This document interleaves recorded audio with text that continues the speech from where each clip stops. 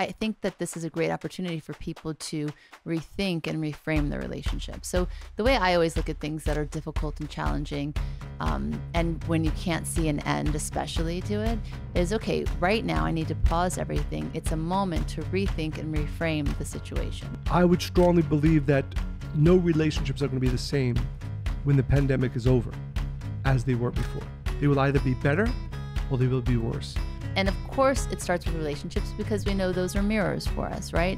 It's put in front of us to really show us those parts of ourselves that we want to change, and not just about ourselves, but also how we live day to day. Take the time to rethink the relationship. How do you become a better partner? How does your partner become more supportive of you? And so on and so forth. But really take the time.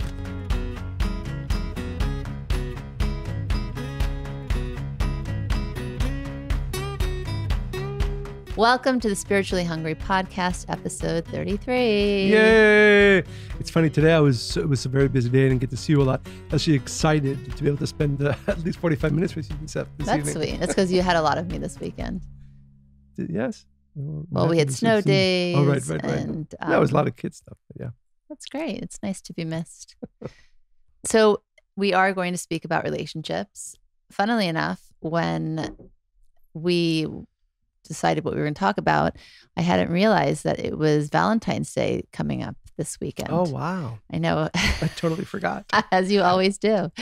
Yeah, we don't really celebrate. Well, we celebrate the Day of Love, the Kabbalistic Day of Love, our wedding anniversary in August. But anyway, many people out there in the world do celebrate Valentine's Day. And it got me thinking that I think it's a holiday that some people really don't like, especially if they're single. Oh. I think also others feel like it's forced. You know, you should buy chocolate or candy or gifts, go to restaurants, and even if they resent the idea of it, they still do it. But I do think that it is an opportunity to rethink your love in every area, right? A day devoted to love, whether you believe it or not, is still a day you can think about love. And in fact, I want to actually challenge our listeners to think about expanding and growing love every day of their lives, not just on Valentine's Day, in all areas, right? Whether it's self-love or which is the first step, or even if you are in a romantic relationship, there is always work to be done, especially in this area.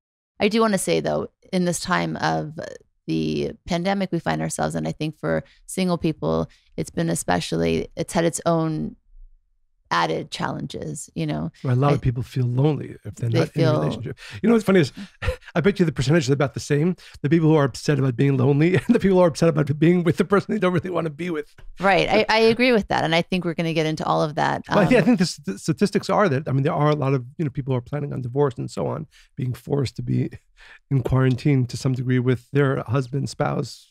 Well, it's interesting. I came up with a theory actually like 10 minutes ago. Okay. Those are always the best ones. Because I had a lot of, are you being sarcastic? Yeah. Well, that's how theories are formed. Yes. Or opinions anyway, if you want to call it that. No, but the thing is, again, just to clean up that statement that I made. Yeah, go ahead, try to dig yourself here out of we go. one. Malcolm Gladwell. The idea of that our intuition, right, is often based on years of both wisdom and understanding. So for you, what I would say is that a theory on relationships would be based on all that wisdom that you have on relationships. So certainly more than so you're digging yourself out of the hole. Yes, hopefully. Exactly. You could have just not said the first thing and just said this part. I would have been happier. It would not have been as entertaining. For who? For us. For everybody else. Anyway, as I was trying to say, so I had a bunch of phone calls today with people, and they were talking about their personal lives, which honestly are the calls I like the most when people are authentic and vulnerable. And so this one person I spoke to, he's been married for a few decades, and he finds himself in a new space and a lot of epiphanies about what he wants going forward and where he wants to be. And I realized with the pandemic, I think usually, because you see this in couples, they've been married 30, 40 years, and then why do they suddenly get divorced? And usually they say, when the kids were out of the house, then we saw our relationship in a big light because we weren't just parenting. It wasn't always about the kids now and being busy with life. Distractions are no longer there. Exactly. So what quarantine has done is exactly that, Sped right? up that process. For everybody in ways they never had to face. Right now, the kids are not only out of the house, they're stuck in the house. These two people, right, with each other, having to look at their issues and their problems. And so that process that people usually go to, or they look at and they start to analyze their relationship and their life and really saying, okay, this is what it's all about. Am I living the life I want, or the relationship or the romance that I want? Now it's like it's all in front of them and they're forced. And I think that's a lot of what's coming up. So yes, that was my theory. Yes.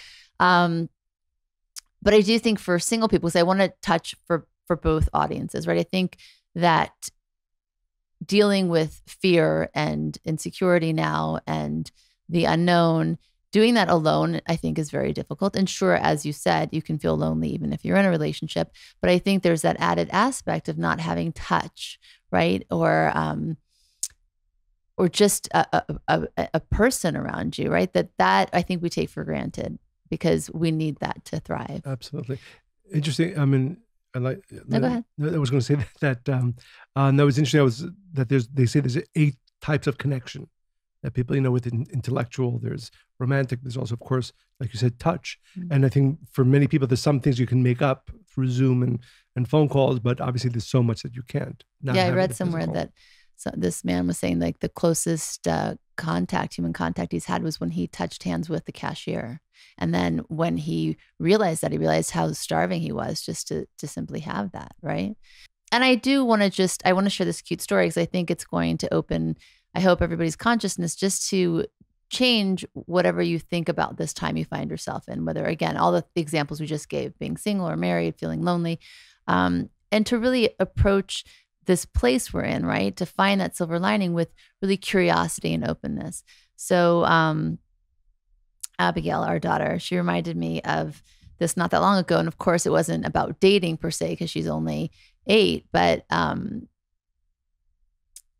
anyway, so she comes home from school and she has a smartwatch, right? Because we live in New York City and we want to make sure that she can reach us if she needs to at any moment. And I'm an overprotective parent. You are, that's an understatement. You are, what's more than overprotective? Crazy? No, I'll think of it later. So anyway, she has a smartwatch and she comes from school and she says to me, Mom, I got a call from Sam Likely.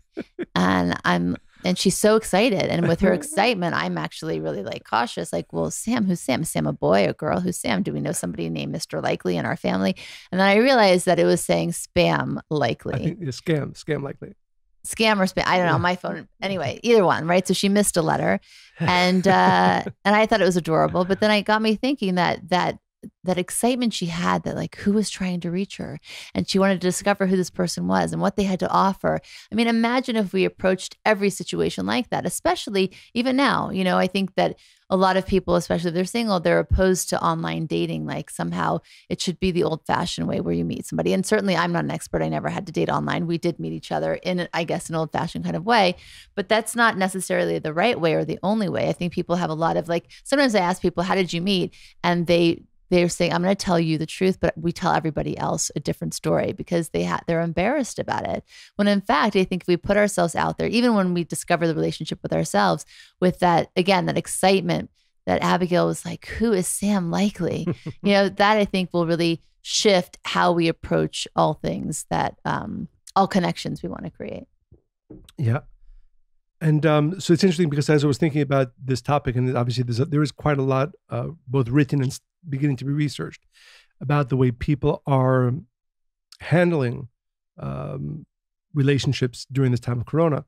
And what's interesting, because I think it's interesting because what you said about your theory, there is a lot of science around what happens when relationships go through stress.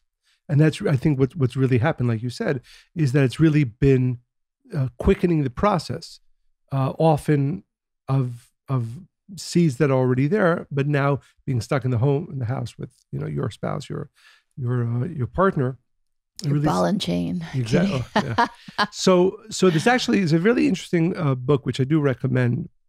Second, not my favorite, because my favorite book on relationship, of course, is Rethink Love. And if any one of our listeners has not yet both read and purchased and already read completely Rethink Love, I strongly recommend you stop the podcast right now, go to Amazon and order the book. Well, you've read it cover to cover, I'm sure. Absolutely. I lived it too. Some of it. Most of it. Yes, the good parts. So this Wait, book, did I write the book or did you? Well, you wrote it. Uh-huh. You wrote it. So there's a book called Getting Relationships Right by Dr. Melanie Joy. And she speaks about the relationship as an organism, as for instance, the human body. So I'll quote here, a little bit lengthy, but I think it's really important because really we need to be thinking about our relationships in this way all the time, but certainly during this time. Healthy relationships are like healthy bodies. They thrive when their immune system is stronger than the germs they are exposed to. Creating a healthy relationship, therefore, requires keeping the relationship's immune system strong, which includes knowing how to identify and treat the germs or external stressors that challenge it. A strong relational immune system, I like that phrase because I think for all of us to really think about, even when COVID hopefully soon is over and the vaccination becomes prevalent, that this view of our relationship as needing an immune system and a healthy immune system, I think is a very important way to view it. A strong relational immune system is resilient. Resilience is the ability to withstand and bounce back from stress. In relationships, resilience is made up of two main features. And again, two things which maybe we should talk about more, but I think very important for all of our listeners to really take the time to think about what we know to some extent, what enables a healthy immune system for the body. What are the two key components for a healthy immune system for our relationships? Security and connection. Security and connection. The more secure and connected a relationship is. I'm curious how she defines security, though, because that means different things to different people. Well, I think she go into that? Actually, she does. And yes. The more secure and connected a relationship is, the stronger or more resilient it is. When a relationship is resilient, it's better able to resist the relational germs it's exposed to. Just as a resilient body is less likely to get sick when it's exposed to a physical germ. If we're exposed to a germ, physical or relational, that's strong enough our immune system can become depleted trying to fight it.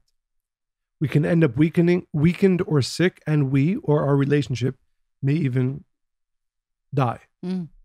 I think that's a very important place to really start this conversation around relationships in COVID, because what has happened is that there's been a global attack stressor on not coincidentally the human body as well, but also on the human relationships that we have. And one of the things we need to think about, yes, now, but really always in our relationships, that relationships must be, or the immune system of the relationship must be strengthened all the time. And the two foundations are causing each other to feel secure in it, and of course, connection. And when that happens, then yes, when the stressors come or the germs come, you will have the strength to fight them. And what has happened again now is that there's been this strong attack on our both physical immune systems and our relational immune systems. Knowing that, I think it's also important not to be overwhelmed, because this is not, for most of us, the normal way we have lived our lives, nor hopefully the way we will be living our lives. So it's important to also not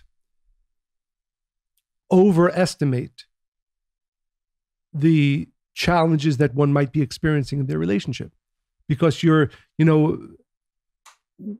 often say this, but we all, certainly Monica and myself, and I'm sure our listeners, are always try or strive to live a life that is, the best version of ourselves. But the reality is that we can pick a moment in any one of our days, and we definitely don't look like the best version of ourselves. So writ large, that's really what's happening now in relationships, is that people are experiencing, the bad 10% in a very significant way. But if you take a step back and say, this is not really, again, hopefully, even if it's in a stressful state, this is not really what the relationship is. This is what the 10% of the relationship, and you could take a slice even in long positive relationships that look really bad. It happens to be that it's very much condensed now. So I think there's two things that I'd like to awaken our consciousness about. First, that we have to be aware of our relationship's immune system. Again, certainly now when it's probably under attack for so many of us, but really always. And second, to cut ourselves and our relationship, if it needs, some slack, that we are in a stressful situation, homeschooling, et cetera, money issues. Of course. So when you take a step back, say, this is not the way the relationship will be forever, and maybe wasn't before, but it does mean that we do want to invest more time and effort to create a more secure and connected relationship. But I do think it's important to not make the mistake of thinking that this stressful situation that the relationship is experiencing is the new norm. Yes. The thing is also, I think that this is a great opportunity for people to rethink and reframe their relationship. So the way I always look at things that are difficult and challenging, and when you can't see an end, especially to it, is okay, right now I need to pause everything. It's a moment to rethink and reframe the situation. So I think that unless you've trained yourself to look at life in those terms, fortunately we do that, right? That's the spiritual work.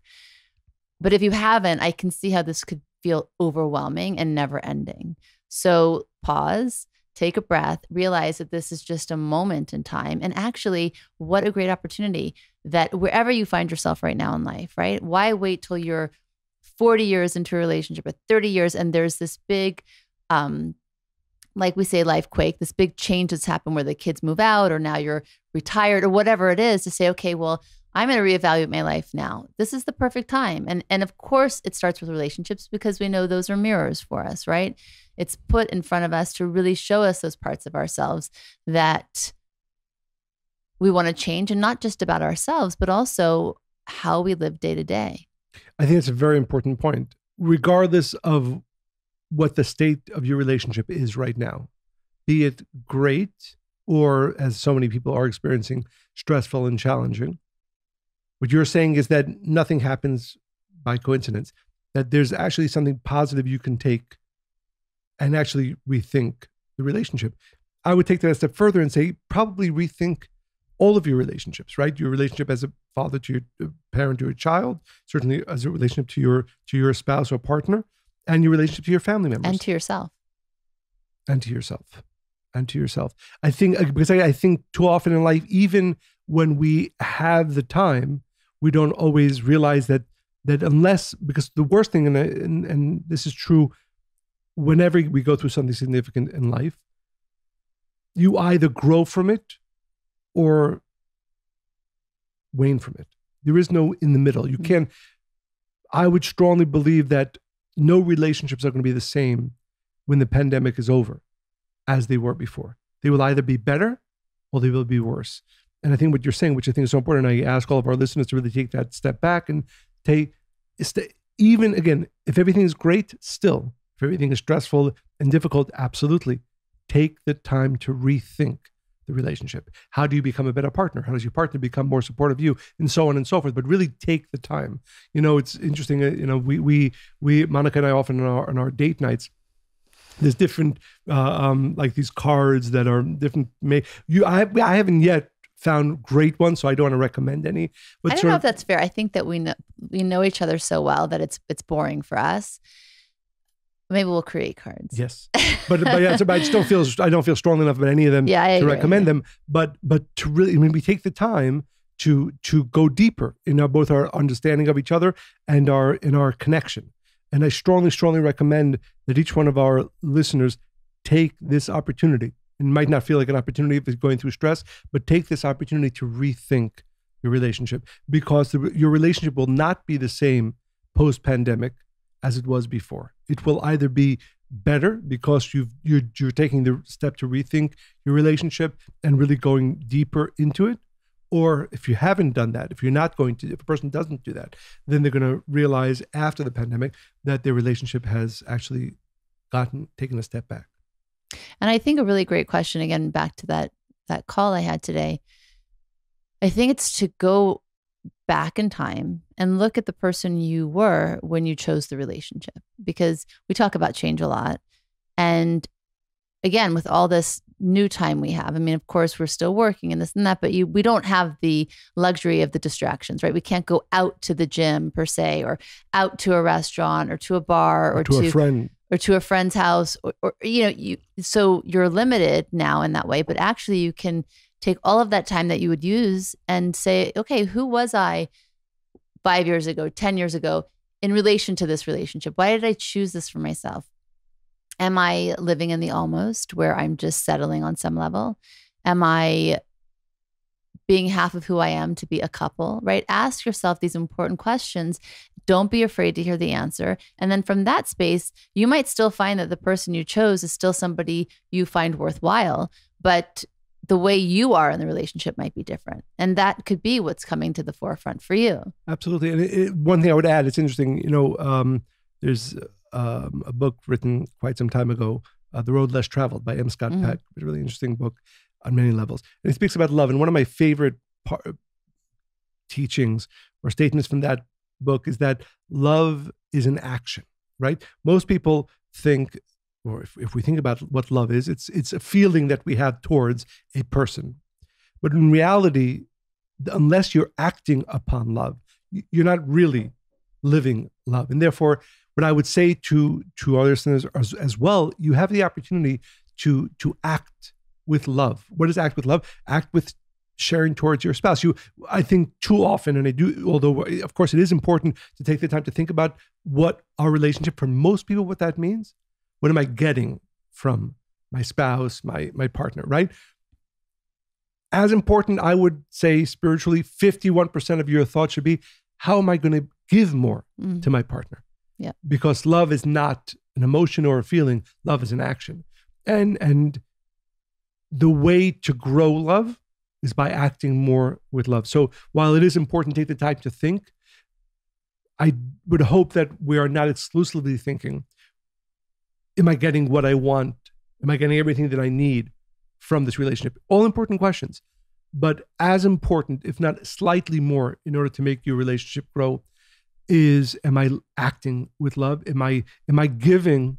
It's as I've said before, I have the opportunity to do many weddings, and one of the, we're now in the 500 number, 500, yes. Probably 30 at this point, 50. One of the teachings that I like to speak about at almost every wedding that I am at is the idea that in order for the relationship to truly grow, because we know that a relationship is meant and can be endlessly growing and fulfilling, the thought has to change. Whereas when you're dating, when you're living your life, or maybe even in your relationships as almost everybody else, you desire to receive more from that relationship than you desire to share to that person. It's almost always like that. You're happier in a relationship if, at least, I would say for many people, you're getting 90%, you're giving 10%, you're getting 80%, you're giving, but at least I'm getting more than I'm giving. In a powerful relationship, meaning in a thriving relationship, your desire, and not just desire, but action, is at least 51% of the time giving to the person that you believe that you love. And so therefore, as we take the time to take a step back from our relationships, whether, as I said, we're going through a stressful time or not, don't just think about, am I getting everything that I want out of this relationship? Think, am I giving as much as I need to be giving? To my mind, at least 51% of the interactions, in order for this relationship, for this marriage to be powerful, to be thriving, to be ultimately fulfilling for both of us. I think, as I wrote in the book, one is ego-based love, right? What are you giving me? How do you make me feel? Do you make me happy? Do you meet my expectations? And the other one is unconditional love. That's the other side of it, where you simply love somebody because they exist. Absolutely. And in that, right, if that's how you view the relationship, then of course, naturally, the inclination is going to be to find ways to show affection, show ways of love, just as we do with our children, right? When we have children, for those of us who do, when your child comes into the world, you're not asking, what are they going to do for me today? Even when they get a little older and they can be a little bit more independent, it's just not the way it's set up. Instead, you're saying, wow, I love this being so much. What are ways that I can show? And unfortunately, in romantic relationships, and it goes back to this ideal that we have, things we've seen in movies and the way we grow in this culture, that relationships are meant to give you something. They're supposed to provide something for you that you don't currently have. And that in the inception of it is the problem, right? Because we're setting ourselves up for failure somewhere down the line when the euphoria of a new budding relationship wears off. Right. And it's interesting, again, in the book, The Road Less Traveled, M. Scott Peck says, he spent a lot of his life as a psychiatrist seeing patients. He said one of the biggest misconceptions that he had to get his patients through was that most of them did not even understand what love is. For use an example, which is apropos of something we said earlier, not to make myself look so bad, but he said that one of his patients came to him and said, my mother loved me so much, she didn't let me use the bus until after, I was, 18 years old. And he said to him, he explained to him that wasn't really love, right? It wasn't the love that she felt for him. It was other things. And he goes into that. And that understanding that if we're going to be thinking about our relationships, let's also try to begin to shift how we understand love. And again, his interpretation, certainly the spiritual interpretation, is the desire to give good, to share with another person. And the reality is, again, there's some people who are born with a more loving nature, those who are born with less, some people more emotional, some people less. And it's actually something I spoke about last week, that we need to grow in our capacity to love. No matter how loving you think you are in your relationship, no matter how loving I think I am in our relationship, for example, I know that in order for our relationship to be powerful 20 years from now, I need to grow in my capacity to love. And I think for many people that mightn't be a brand new idea, right? I am who I am. I love how I love. I show love the way I know how to show it. And I am limited if I am or I'm not. This is my capacity to love. When in reality, there's actually a way to grow my capacity to love. And by the way, the most fulfilling thing about growing your capacity for love is that you will be more fulfilled. Well, how do you suggest people grow their capacity to love? Well, there's many ways, but I would go back to what I said before. Act love. Act love. Act love maybe when you don't feel it so completely. That practice of love, by the way, not just to your spouse. It could be to a friend. It could be to somebody who you don't even know, a stranger. That awakening of actions of love for the purpose of growing your capacity to love will have a great influence on all of your relationships, and certainly on your most important relationship with your spouse or partner. But it begins with this understanding, which I think, again, our listeners might or might not accept. Whoever you are today and whatever your capacity to love is limited. And don't you want to live a life?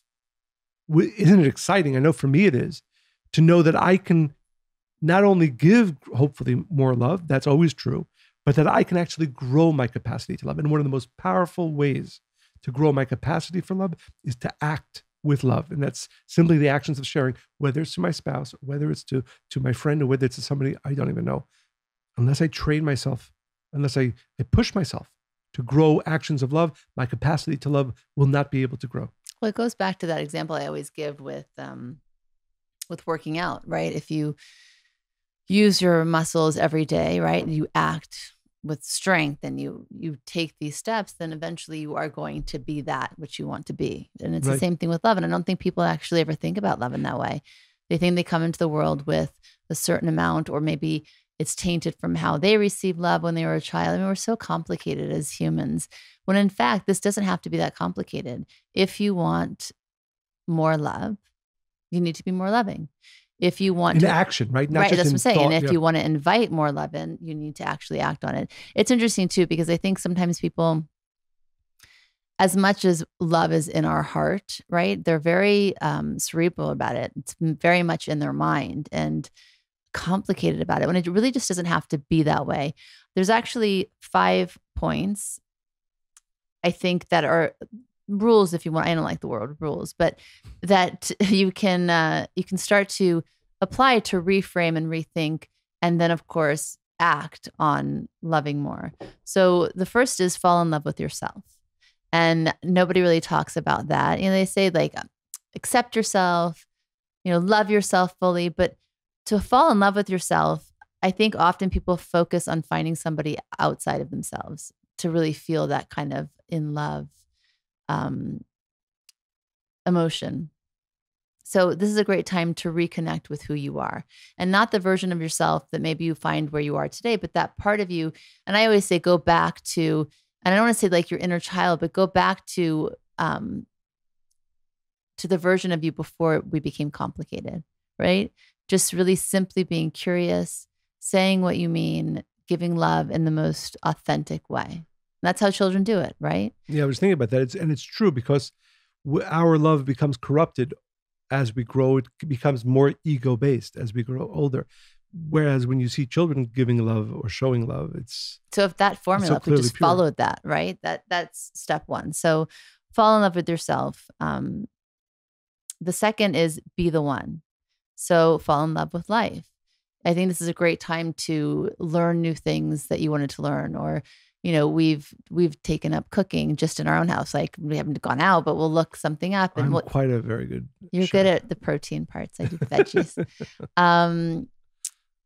Or learn a new instrument. I mean, the point is like make the most of your life in action, right? Fall in love with life. The third one is work on emotional connection. And that goes back to what we were saying earlier, to really look at where you are in the relationship and see where you can give more. And I think, again, this is where people get stuck in what am I receiving, not what am I giving. I think you and I work really hard at this to continuously every day check in with one another to make sure we connect, to talk about how we assessed our day, how we felt in it, what came from it, what we want tomorrow to be like. I think that's a really important point. And then the other two are for singles. In-person dating isn't completely off the table. You can go for a jog, you can meet, go hiking, you can join a running club. There's other ways to connect. And online dating isn't the only game in town. Again, do something outside of what you normally would do. The point is, take action in every area of your life in many, many different ways. Yes. It's interesting because that idea, I think, is something we don't think about enough when we think about our relationships, right? That idea that there's a lot of thought, or even in our mind, or what am I getting out of the relationship? Turning that around actually is one of the most important ways to give whatever you want, right? So actually an interesting quote again from that book by Dr. Melanie Joy. Because we talked before about creating both closeness and security in the relationship. And she calls integrity, because then you ask the question, how do you do that? So she says, integrity is the North Star of relationship resilience. So we were talking about the fact that in order for a relationship to truly be thriving, you have to be creating a space all the time that both of you feel secure and feel a connection. So Dr. Melanie Joy, she writes that integrity, she calls it the North Star of relationship resilience. And I'd like to quote a little bit.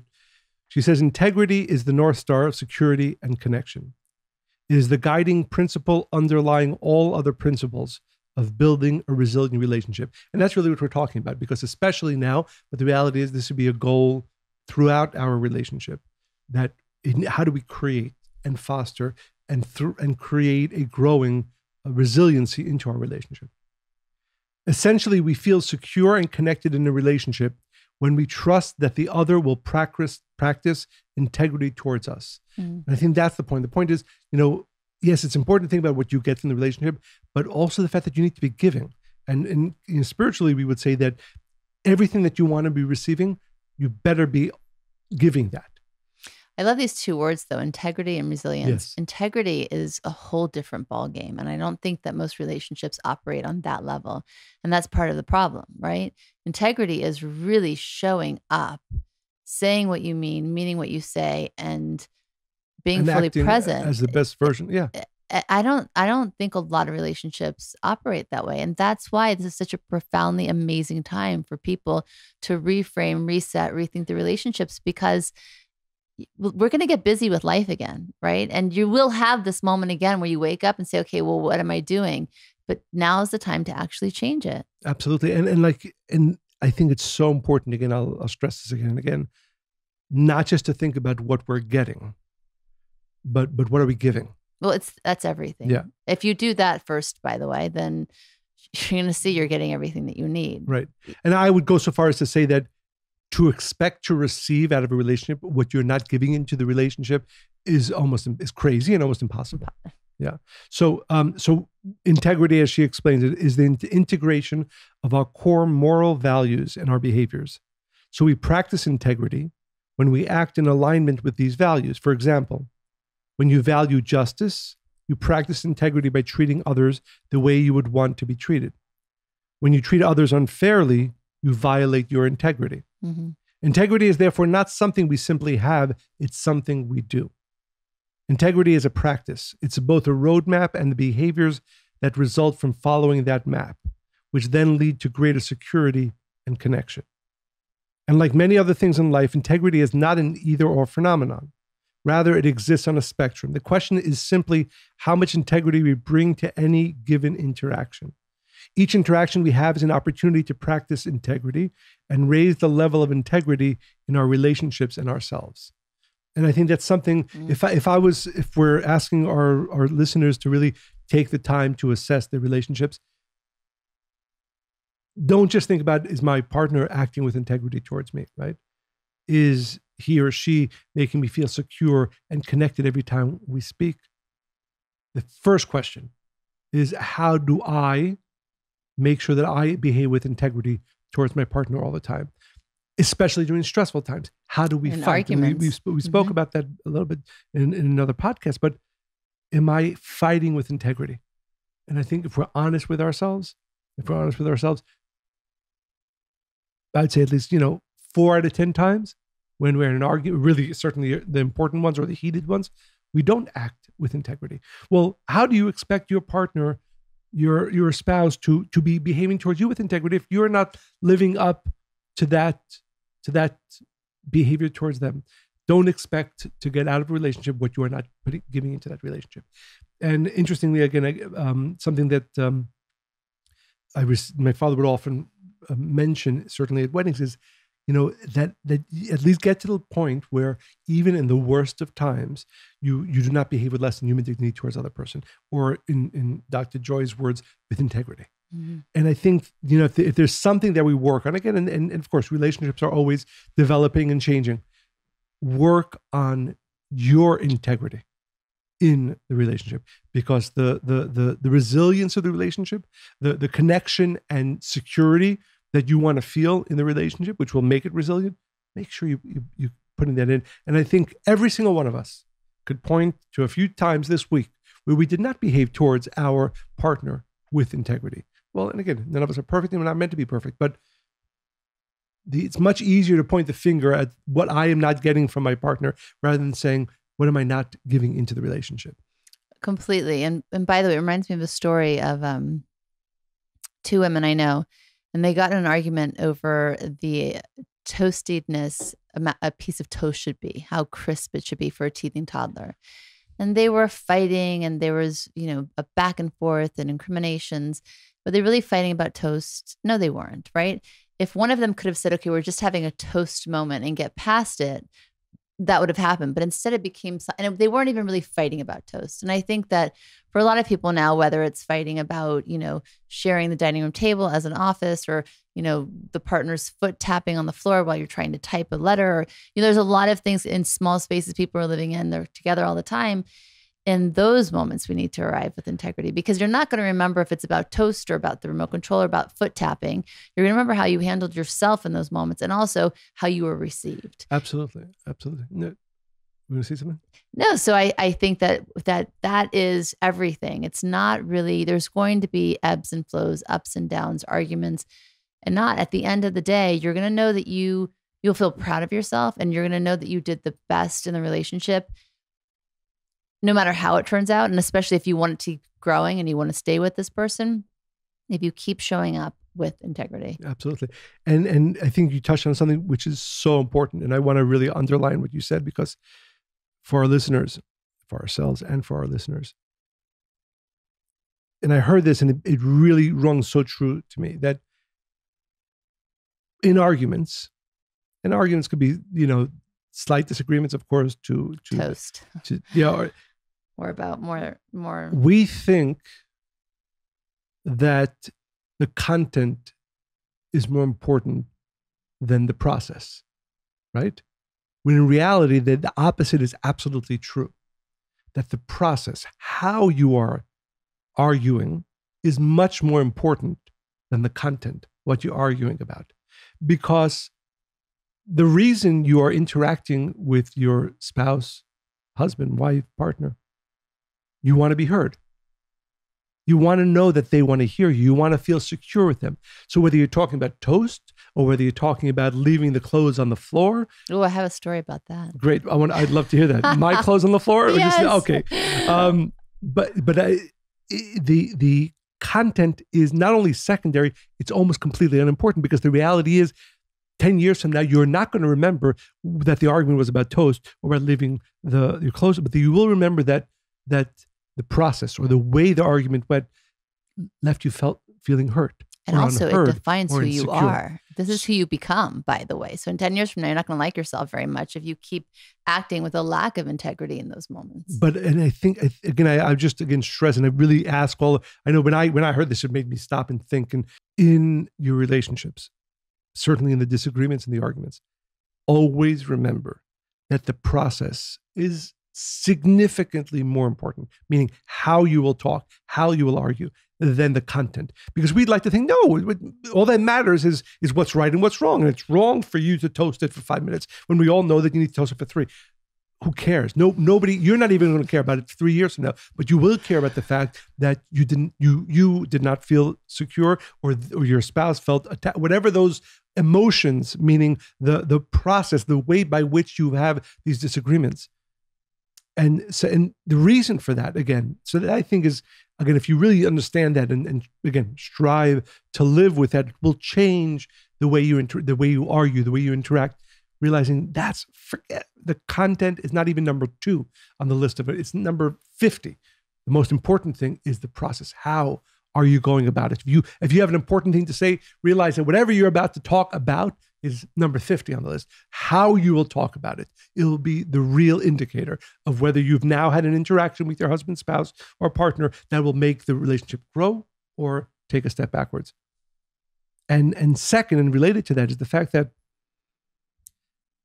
if we understand that the foundations of relationship are security and connection, well, that needs to be paramount all the time. And when my spouse is talking to me, what do I care about first? The content. Is she accusing me of not caring about making a mess? Is he accusing me of over toasting? Nobody cares about that, right? Nobody cares about that. What I will remember is, did you or did I? How you responded speak to each with other. integrity, and I just think that It's everything. It really is everything. And again, none of us are perfect, but to our listeners, if you take this and really think about it and really begin, again, whether you're in a moment in your relationship where you just cannot stand your spouse, or if you're in a moment in your relationship when you love each other beyond anything else, in either situation, this is a key moving forward. This is a key to make a relationship. Remember, the process is so much more important than the content. So next time you find yourself in this situation, just ask yourself, you say to yourself, I'm having a toast moment, and really choose the higher road. Because honestly, make the process elevated. If not, it's going to inform who you become and what your relationship amounts to. Right. And that's why that argument stood out to me. That when I heard, it was like 5 years ago. So I was like this cannot be. I mean, really? And in addition to that, really, is that when the process is right, you can talk about anything. The content, it could be from the biggest thing to the smallest thing. By the way, you just made me think about something, because the reason I think couples don't have these deep conversations about really important things is because they can't talk about toast. Right. When the process is wrong, you can't talk about anything. Yeah. And and how many times it's sad and funny and ridiculous. You see couples all the time arguing about this silly thing, but in reality, really, because at the core, what it is, undercooked soup. Exactly. That was the argument I can tell you about. I got a lot of them. That make the process better. realize that creating that sense of security and connection in every interaction is so much more important than anything that you're talking about, any of the content. It really, really is so important. Do you want to share a funny story about my clothes? Do you want me to? If it makes me look terrible, of course. No, I'll save it for another day. Thank you. I'll take that as a gift. Did you want to share anything else before I get to letters? I want to hear your letters. Ah, okay. I see my signature. Yes. Oh, I wanted to surprise you. Surprise. Before I know we're going a little bit over time, but before I get to letter, I just think I'm so excited, really. Whenever we do these podcasts, the hope is that we say something that our listeners hear and integrate into their lives. From this podcast, my hope is we actually are in some way able to create more love, both in relationships and in our world, which our world so sorely needs. So I'm very excited for the impact, hopefully, that this podcast will have on our listeners, especially during this time. So thank you. So as we often try to do, is to share some email stories that we receive from our listeners. And I thought this was very apropos today's podcast, but I thought it was really really sweet and really beautiful to receive. So this is an email from one of our listeners, students from Argentina. Her name is Gloria. So she says, "Hello, I always listen to you from Argentina, and it seems incredible to me that we all have that privilege. I want to thank you for so much kindness. COVID changed all of us. I lost my place of work for more than 30 years. I got divorced, and many friends left me in my misfortune. I want to tell you, Monica, that when you were in Argentina for your book, Fear is Not an Option, that's a number of years ago now. Yeah. And looking into my eyes in such a special way, you dedicated it to me and signed it. Today, thanks to my family, and now I'll show those of you who are watching on YouTube or Facebook, you'll see it says Gloria. This is Monica's dedication to her. My messy penmanship there, yes. At your core, you are fearless. Love, Monica. So she's talking now about the message that you wrote for her in the book. Today, thanks to my family, a very small group of friends, and your book that I have put in a very special place so that it is the first thing I see when I get up. Thanks to all this, I have hope and joy to know that this will happen. We will learn a lot, and the best will come. I know that there's a lot of work ahead. I wanted to say thank you because the conversations between you two are magical and healing. Thank you very much, Gloria." Oh, that's so beautiful. So thank you, Gloria, for sharing. And thank you to all of our listeners who share. As we always remind our listeners, we do this because of the inspiration that it brings and hopefully some wisdom that it brings to our listeners. Please do everything. If you Wait, can I ask you one question? Go for it. Gloria. I think I know the answer. I wonder if you're going to remember it. Oh, I didn't get to my question. Wait, I have a question for you. Okay. What was the hardest part of living in quarantine with me? There haven't been any hard parts. There have. I'll remind you. Let me think. Hardest part. Okay, remind me. I really did. Monica, where did you put my? Oh, but that's always. That's no, but now quarantine. It's heightened because now. Yeah, because now you're just like, you walk, like there's stuff everywhere. And so I'm constantly like organizing. Would that be accurate? Oh, that's true. That's true. But I wouldn't put that on quarantine. I think that's something that happens all the time. You're putting my stuff away in different places. Yes. So if you receive anything from this podcast, please make sure to share it with your friends and family. Make sure to go to Apple Podcasts and write reviews, 5-star reviews, Spotify, wherever you get the podcast, YouTube, Facebook. So we can reach more and more people and hopefully inspire and give some wisdom to more and new listeners. If you have any questions, any stories that you want to share, any anecdotes, anything that you receive from this podcast, please email Monica and Michael, A-N-D, Michael at Kabbalah.com. Monica and Michael at Kabbalah.com. We'd love to hear from you. Even the stories, again, we don't get to share all the emails or all the stories. We love receiving them and they continue to inspire us. So please make sure do not be shy and send us everything, every story, every piece of inspiration and any questions that you have for future podcasts. Monica and Michael at Kabbalah.com. And as always, I hope, as I told Monica before, I told all of you before, that I was looking forward to spending at least these, now an hour with Monica tonight. I hope you enjoyed listening to this podcast as much as we enjoyed recording it. And I would add that hopefully this podcast finds a way to bring a little bit more love into your life. And if you find yourself having a toast moment, add some jam. Bye.